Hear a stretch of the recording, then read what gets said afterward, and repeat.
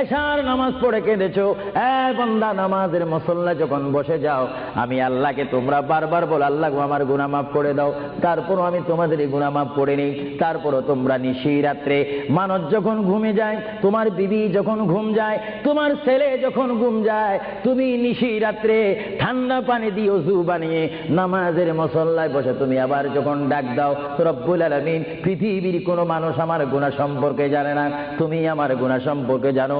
আমি এমন গুনাহ করেছি আমার বিবি জানে না, বিবি গুনাহ করেছে আমি জানি না, আল্লাহ তুমি সব কিচ্ছু জানো, হে আমার প্রভু তুমি আমাকে মাফ করে দাও।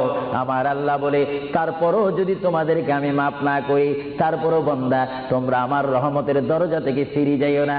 আমি তোমাদেরকে হুকুম দিচ্ছি, ওয়ালাউ আন্নাহুম ইয যালামু আনফুসাহুম জাউকা, বান্দারে যদি গুনাহ করে ফেলো আমার রহমত থেকে মুখ ফিরে তুমি চলে যাইও না। বান্দা আকাশ পরিমাণ যদি গুনাহ করো, পাতাল পরিমাণ যদি গুনাহ করো, সাগরের পানি পরিমাণ যদি গুনাহ করো, পাহাড় তুলনায় যদি তুমি গুনাহ করো, আমার দরবার থেকে তুমি নিরাশ হইও না। বান্দা আমি তোমাকে একটি রাস্তা পাঠাই দিচ্ছি, একটি পথ তোমাকে আমি দেখাই দিচ্ছি। সেই পথটি কোন পথ তোমরা জানো? ওয়ালাউ আন্নাহুম ইয যালামু আনফুসাহুম জাউকা, বান্দারে যখন তোমরা বরবাদ হয়ে যাবে তখন তোমাদেরকে একটা পথ আমি তোমাদেরকে দেখাই দিলাম, সেই পথটির নাম হচ্ছে আমার রাসূলের মদিনা। জুড়ে বলেন সুবহানাল্লাহ। বান্দা আমার নবীর দরবারে গিয়ে কেঁদে কেঁদে তোমরা বলো ইয়া রাসূলুল্লাহ, ইয়া হাবিবাল্লাহ, আয়া আকা ইয়া রাসূলুল্লাহ। আল্লাহ কোরআনে বলেছে ওয়ালাউ আন্নাহুম ইয যালামু আনফুসাহুম জাউকা ফাস্তাগফিরুল্লাহ ওয়াস্তাগফার লাহুমুর রাসূল।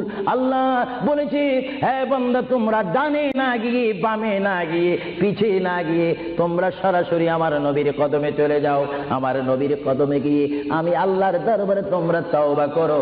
তওবা করতে করতে তোমাদের চোখের পানি যখন বাইর হয়ে যাবে, আর ওই মুহূর্তে যদি আমার বন্ধু যদি তোমাদের জন্য আমার দরবারে সুপারিশ করে, আমি আল্লাহ তোমাদেরকে ওয়াদা দিয়ে দিলাম, গ্যারান্টি দিয়ে দিলাম, আমার রাসূল যদি তোমাদের জন্য আমার দরবারে সুপারিশ করে, সঙ্গে সঙ্গে বান্দা তোমার অতীতের জীবনের কবিরা সগীরা গুনাহ মাফ করে দিব। জোরে বলেন সুবহানাল্লাহ, আরো জোরে বলেন। আমার আপনার গুনাহ মাফ করার জন্য রাসূলুল্লাহর দরবারে যাওয়ার দরকার আছে কিনা?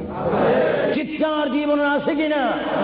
এটা কোরআনের অপব্যাখ্যা নয়, কোরআন শরীফের আয়াত। ওয়ালাউ আন্নাহুম ইয যালামু আনফুসাহুম জাউকা, যারা তাফসীর পড়েছেন, তাফসীর জালালাইন পড়েছেন, টাইটেল পড়েছেন, বুখারী